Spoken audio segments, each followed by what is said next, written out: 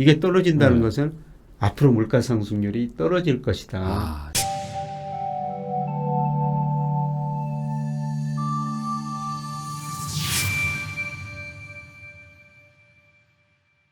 안녕하세요. 당신이 부자 되는 그날까지 응원하는 부익남입니다. 이번 시간에는 2001년 9.11 테러 직전의 주가 폭락과 반등, 그리고 2008년 글로벌 금융위기 또 예측하시고, 그리고 이번에 또 한 번에 또 하락까지 또 예측하신 한국의 닥터둠이라는 표현으로 더 유명하신 분인데, 최근에 이 더 찬스라는 책까지 이게 내셨는데, 이게 작년 12월에부터 원고를 쓰셨더라고요. 그래서 뭔가 하락의 직전에 이미 하락을 얘기를 하셨던 분입니다. 뭐 소개가 필요 없는 워낙 유명한 분이시죠. 서강대학교 경제대학원 교수님 김영희 교수님을 모시고 오늘 이야기를 나눠보도록 하겠습니다. 교수님 안녕하세요. 예, 안녕하십니까. 네. 제가 이제 소개를 한국의 닥터둠 이렇게 얘기를 했는데, 예.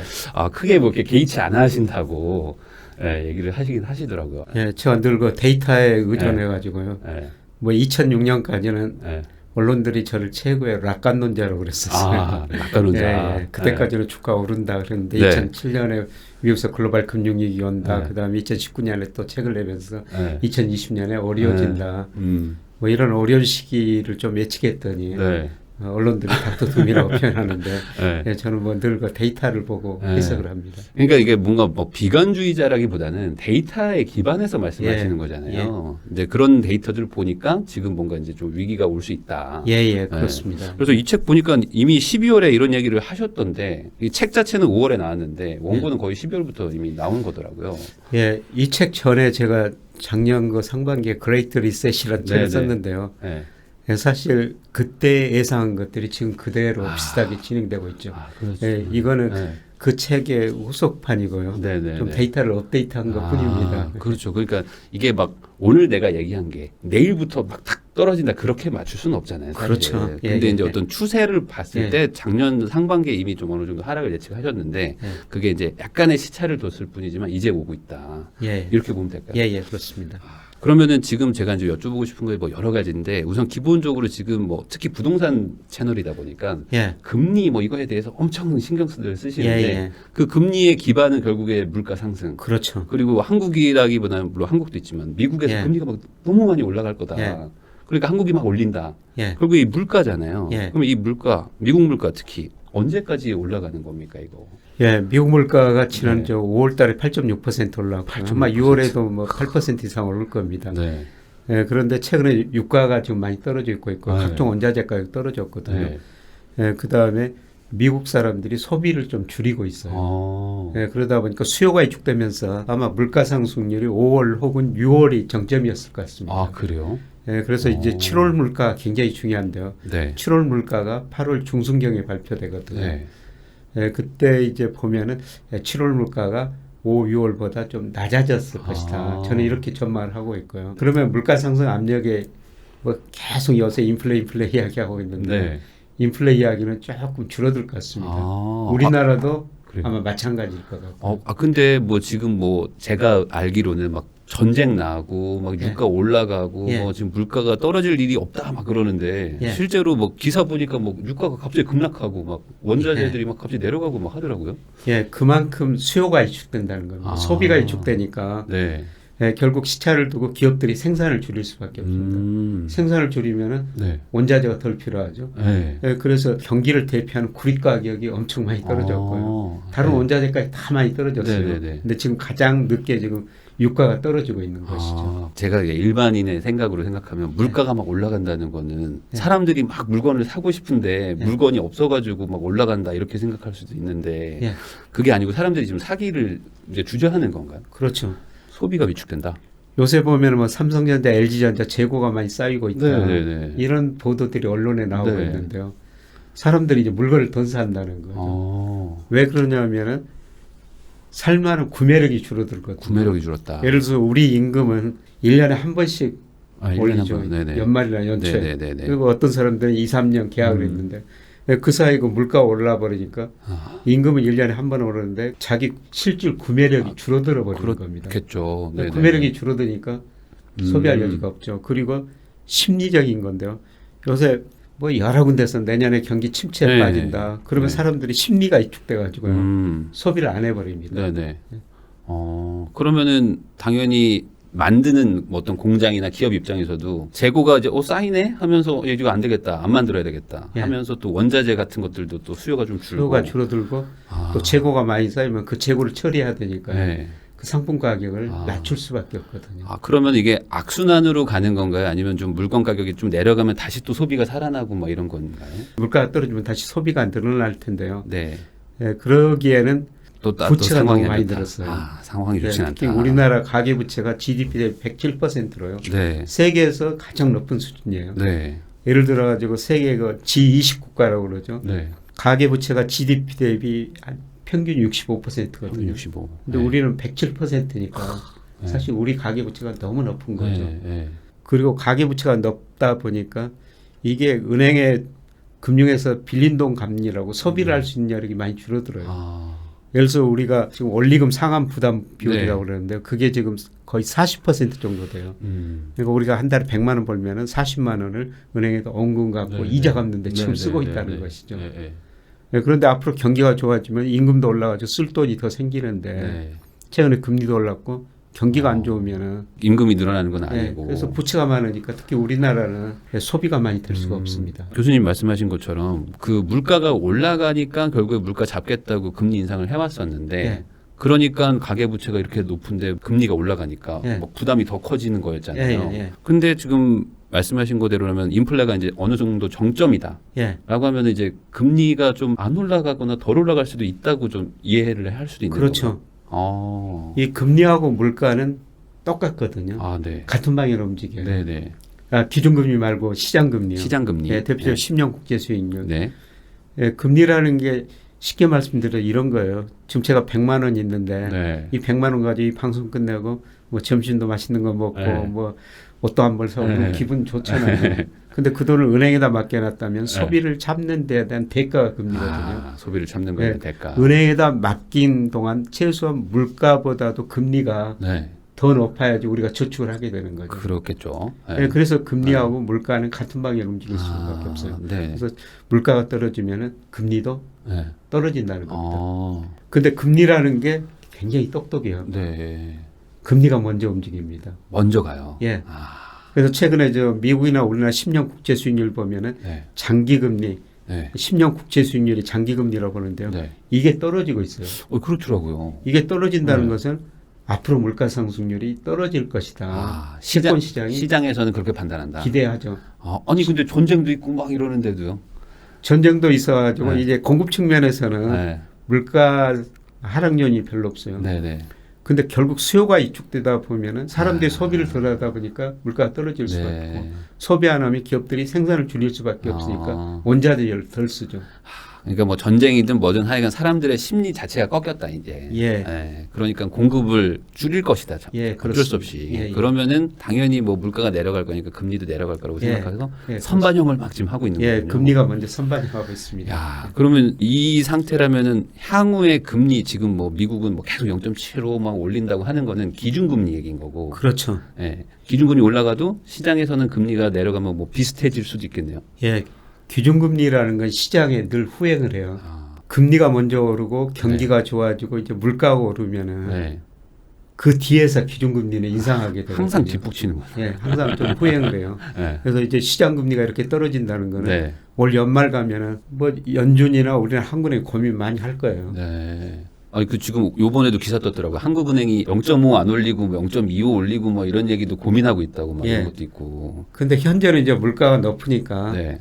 연준은 한국은행 금리를 올릴 수밖에 없는 상황인데 지금 시장 금리는 내년에 경제가 나빠질 것이다. 네. 그걸 계속 떨어지고 있거든요. 그래서 올 연말 혹은 내년 초 가면요. 네. 저는 기준금리 못 올릴 거라고 보고 있어요. 후행하니까 아직은 올라가긴 하겠지만 예. 이제 어느 순간 한 몇 달 더 지나가면은 예. 이제는 올릴 필요가 없겠는데라는 예, 물가 떨어지고 경기가 특히 나빠지니까. 경기 침체로 갈 수 있기 때문에 하느니 조심할 것이다. 이렇게 그렇죠. 봐야 되는 건가요? 그러니까 금리를 올리면은 우리 소비가 줄어들죠. 그러겠죠, 당연히. 예. 뭐 가계부채 금리가 부담도 오르면은 있으니까. 제가 지금 소비 안 하고 저축했다가 나중에 소비하게 되거든요. 그러겠죠. 그다음에 금리가 오르면은 네. 기업들이 투자를 줄여요. 네. 예를 들어서 금리가 좀 대출 금리가 4%라면은 뭐 6% 기대 수익률이 나면은 네. 뭐 돈 빌려 투자할 수가 있죠. 근데 네. 금리가 5, 6%로 올려버리면 금리가 그렇죠. 오르면 기업들이 투자를 안 하죠. 공장 지어가지고 7% 10% 벌어야 되는데 벌 자신 없으면 안 해버리니까. 돈을 안 빌려가죠. 아. 그래서 금리가 올라가면 소비 투자가 줄어들어가지고요. 네. 경제 성장률이 떨어지게 되는 겁니다. 그 한국은행이나 이런 뭐 중앙은행 입장에서는 어쨌든 물가도 잡아야 되지만 경기를 또 어느 정도 또 위축시키면 안 되니까 그 애매한 선까지 해서 되게 고민이 많겠어요. 예, 지금 굉장히 고민이 많죠. 지금 경제는 나빠지고 있는데 네. 물가는 오르니까. 근데 네. 중앙은행의 가장 중요한 목표는 물가 안정이에요. 그러니까 중요한 목표가 물가 안정이니까 네. 경기는 나빠지지만 물가가 높으니까 네. 지금은 금리를 올릴 수밖에 없죠. 지금은 어쩔 수 네. 없다. 근데 네. 금리를 올리면 시차를 두고 소비 투자가 줄어들면서 경제가 나빠집니다. 안 좋아지니까. 그러니까 경제가 나빠지는 시점 가면은 네. 이제 중앙은행이 균형적인 물가하고 네. 경기를 같이 고민하는데 네. 경기가 나빠지면 결국 물가 상승 떨어지니까 그때는 이제 금리를 못 올리게 되는 거죠. 그러면 반대로 경기 침체가 너무 우려되면은 이제 물가가 어느 정도 잡히는 순간이 되면 경기 침체가 더 위중하다 하면은 금리를 낮출 수도 있는 건가요? 그렇죠. 저는 내년 하반기 가면 전 세계가 또 금리 낮추리라고 또 낮춰요? 안 올리고 그냥 가만히 있지 올렸다가 또 낮췄다 올렸다 낮췄다 이거 할 수밖에 없는 건가 보죠. 이게. 예, 그렇죠. 물가 때문에 그렇죠. 그럼 내년에 하반기는 금리를 낮춘다는 얘기는 교수님이 보시기에 내년에는 경기 침체가 이제 확연할 거다. 그렇죠. 예. 그렇구나. 내년에는 경기 침체 정도가 제가 보기에는 뭐 2008년 그다음에 2020년보다는 좀 더 더 안 좋을 수도 더 안 있다. 좋을 수 있을 것 같습니다. 그러면은 뭐 바이든 대통령이 뭐 중국의 뭐 관세를 뭐 좀 낮춰주고 막 하는 거는 물가 잡으려고 하는 거인 거죠. 어떻게 뭐. 근데 그게 뭐 어차피 나중 되면 다 잡힌다. 예, 이렇게 나중에 봐야 되는 잡히는데요. 근데 네. 우선이 급하죠. 뭐라도 해야 되니까. 예, 당장 그 11월에 중간 선거가 있지 않습니까? 네. 예, 국민들이 가장 싫어하는 게 물가 상승률하고 실업률이에요. 네. 물가 오르면은 그렇죠. 살림살이가 어려워지고 실업률이 올라가면은 일자리가 없어 소득이 줄어드니까. 그래서 실업률하고 물가 상승률 두 개가 높으면 높을수록 정치 그 정부에 대한 인기가 떨어지는 거, 그렇죠. 지지율이 떨어지는 거고. 제가 그거를 이게 정치적인 판단이구나라고 생각했던 게 학용품 관세를 깎아준다고 하더라고요. 예. 왜 학용품을 깎아줄까 생각해보니까 엄마들 표를 잡아야 되나 보다. 예, 맞습니다.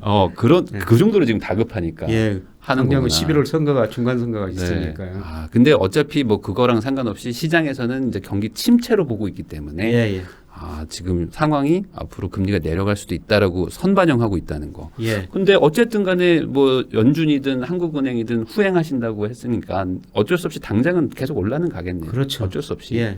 근데 얼마나 후행을 하냐면은 예를 들어서 한국은행 2008년 8월에 물가로 경기 좋다고 금리 올렸거든요. 근데 며칠 후에 미국에서 글로벌 금융 위기가 시작됐어요. 그 정도도 알 수가 그만큼 없구나. 현재를 보고 통화 정책을 판단한다는 거죠. 저도 기억납니다. 그런데 어떻든 현재는 물가가 너무 높으니까 금리를 올릴 수밖에 없다는 겁니다. 그러니까 뭐 수치상 이런데 어떡하냐 올려야지. 근데 또 갑자기 또 확 꺾이면 또 낮추고. 그렇죠. 이렇게 어쩔 수 없이 가는 거예요. 그러니까 금리라는 걸 늘 선제적이어야 되는데요. 금리가 올리면은 제가 이렇게 분석해보면 한 6개월 정도 시차를 두고 소비 투자에 영향을 가장 크게 주거든요. 그런데 6개월 후로는 좀 잘 모르죠. 그런데 지금은 물가가 오르니까 지금 상황 보고 금리를 한국은행은 올릴 수밖에 없죠. 근데 뭐 이런 얘기도 어디선가 들었는데 한국 경제 괜찮다. 지금 뭐 수출도 뭐 나름도 괜찮고 뭐 앞으로 뭐 우리가 그래도 뭐 나름 괜찮은 업종을 가지고 있지 않냐. 뭐 조선도 뭐 부활하고 뭐 이런 얘기들도 있는데 그런 거로는 지금 해결이 안 되는 어떤 침체가 있을 수 있는 건가요, 이게? 말씀하시는 것처럼 반도체, 뭐 세계적인 디램에서 경쟁력 가지고 있죠. 그다음에 조선도 요새 좋아지고 있으니까. 그리고 일부가 2차 전지 이런 것도 우리가 경쟁력 있는 기업을 가지고 있거든요. 그런데 우리 경제 문제점은 세계 경제 의존도가 너무 크다는 거죠. 그래서 우리 국내 총생산 GDP에서 수출이 차지하는 비중이 44%예요. 근데 요새 세계에서 제일 많이 떨어지는 주가가 우리하고 대만 주가예요. 외국인들이 우리하고 대만 주식을 제일 많이 팔고 있거든요. 둘 다 수출 의존도가 높아서요? 그래서 내년에 세계 경제 침체가 빠지면 이 수출 의존도가 높은 두 나라가 경제가 많이 안 좋아질 것이다. 그렇구나. 야, 이 세계에 움직이는 자금은 자비가 없군요. 그냥 그렇죠. 봤을 때 얘네들이 제일 타격이 크겠다 싶으면 그냥 빼는 거군요. 예. 야, 그러면은 미국도 그렇고 중국도 그렇고 뭐 전체적으로 이렇게 침체가 다 같이 오는 건가요? 왜냐면 우리나라 어쨌든 수출을 해야 될 텐데 예. 중국하고 미국한테 제일 많이 하지 않나요? 그렇죠. 동남아도 우리 하겠지만. 수출 비중이 네. 미국 비중이 15%, 중국 비중 한 25%, 15, 25. 아세안 비중이 한 19% 정도 되거든요. 그럼 이거 합치면은 뭐 전부 다네요. 예, 유럽, 그렇죠. 나머지 유럽 정도 되겠네. 예. 유럽이 한 9% 정도 되고요. 예. 아, 중국은 마이너스 성장까지는 안 갈 겁니다. 네. 왜냐하면 중국의 1인당 국민 소득이 네. 2019년에 1만 달러를 돌파했거든요. 네. 역사를 보면 1만 달러 돌파하면은 소비를 하기 시작합니다. 아, 이제 좀 쓰는구나. 예, 14억 인구가 지금 소비하기 시작했다. 중국은 뭐 마이너스 성장까지 안 갈 텐데 네. 요새 우려된 게 미국이거든요. 미국이요. 예. 네.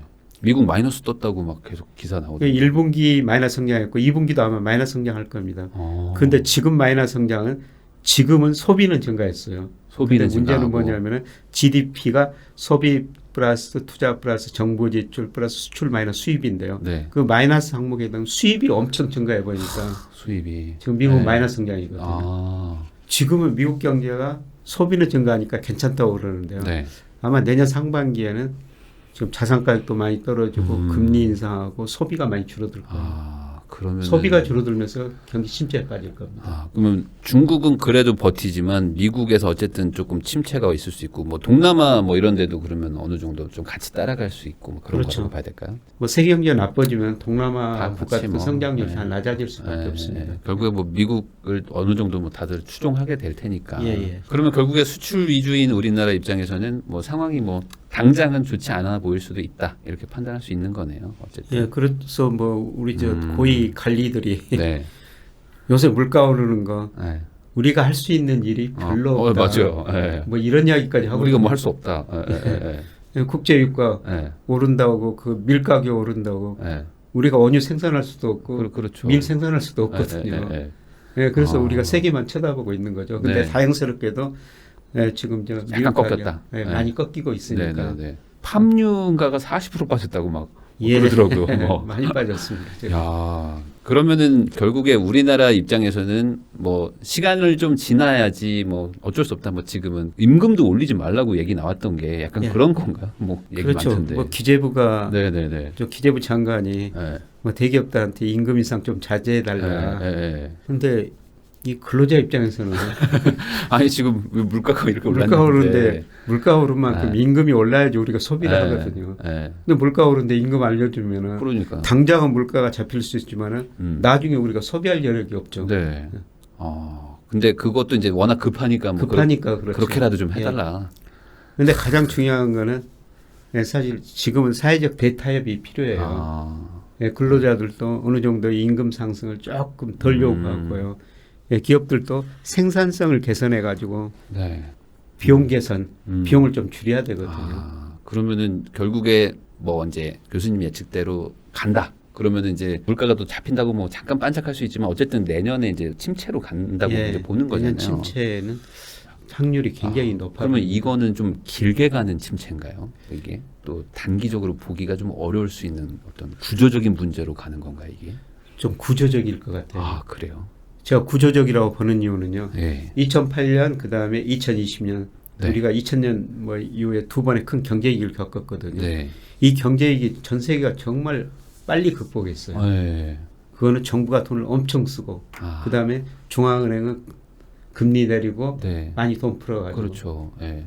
이기는 극복했는데 이 과정에서 각 경제 주체 부채가 굉장히 많이 증가해 버렸습니다. 미국은 정부 부채가 늘었고 중국 기업 부채가 늘었고 우리나라는 가계 부채가 늘었고요. 그다음에 더 중요한 거는 저금리 때문에 돈 많이 풀었기 때문에 모든 자산가에 거품이 발생했는데 거품이 붕괴되고 있죠. 채권 시장에 거품이 발생해서 붕괴되고 있고 지금 주식시장 거품이 붕괴되는 과정이고요. 이제 부동산 남아 있다는 거죠. 그러면 저 바로 주식으로 좀 여쭤보겠습니다. 주식 및 뭐 금융 전반일 것 같은데 지금 말씀하신 것처럼 주식은 뭐 확연하게 지금 뭐 전 세계적으로 다 지금 내려가고 있잖아요.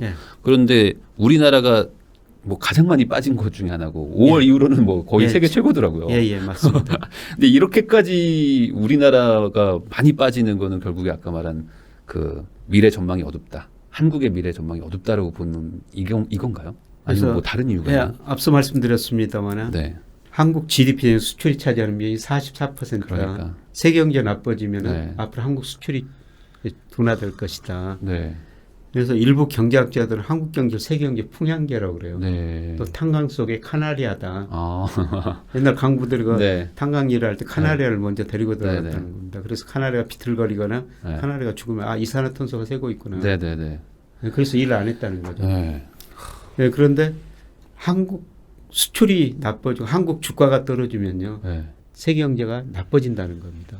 지금이 어느 정도 침체를 많이 반영한 건가요? 아니면 뭐 지금보다 더 내려가야 되는 건지 뭐 이게 지금 어떻게 판단을 해야 되는 거예요? 그게 늘 기간의 문제인데요. 네. 저는 올 하반기까지만 보면 최근에 그 주가가 2,300 이하로 떨어졌는데 네. 그런 거 예상되는 내년 침체까지도 이 주가가 상당히 아, 반영했을 이미 것이다. 과다하게 반영한 거일 수도 있다. 예, 예. 아. 그래서 제가 그 작년 하반기부터는 계속 네. 저 주식 비중 좀 줄여주십시오 이렇게 네. 말씀을 드렸어요. 네. 우리 코스피하고 주가지수 상관계수가 제일 높은 게 일평균 수출 금액입니다. 네. 근데 이것 가지고 제가 작년 그 4월 평가해 보니까 음. 코스피가 일평균 수출에 한 40% 정도 앞서갔어요. 아. 네. 네, 그런데 6월 데이터를 분석해 보니까 14% 정도 저평가됐습니다. 네, 네, 네, 네. 오히려 예. 지금은 상당히 내년 경기 침체를 우리 주가가 네. 상당히 반영했다. 아, 약간 공포감이 더 들어가 있다 지금. 예, 예. 물론 또 내년에 경기 침체가 실제로 오면요. 또 한 번 떨어질 수가 그래요? 있습니다. 네, 그런데 지금 2,300 주가는 네. 예, 그런 저 경기 침체 예상되는 경기 침체까지 저는 많이 반영됐다. 아. 네, 그래서 제가 작년 하반기부터 계속 그 주식 비중 좀 줄여주십시오 이런 네. 말씀을 드렸는데 그럼 지금 이제 줄인 분들 입장에서는 그럼 반대로 지금이면 그래도 한번 다시 한번 들어가 보면 또 할 수도 있다. 그렇죠. 물론 뭐 저는 지금이 뭐 바닥이다 이건 아니겠지만. 뭐 3분기 중후반 주가가 네. 아까 인플레이율이 둔화될 것이다. 약간 그런 또 기대감이 살짝 살아날 수 예. 있으니까.